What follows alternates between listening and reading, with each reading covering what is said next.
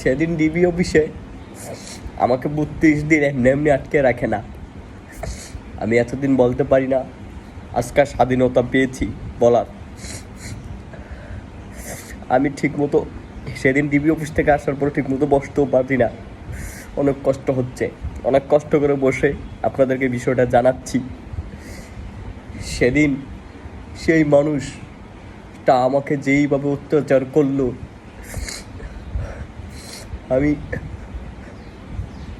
আমি রান্না করে বলতে পারতেছি না কষ্টে। তবে আল্লাহ বিচার দেখছেন, আজকাল সে জেলে। সে আমাকে নির্মমভাবে অত্যাচার করছে শুধু আমি প্রতিবাদী ভিডিও করছি বলে।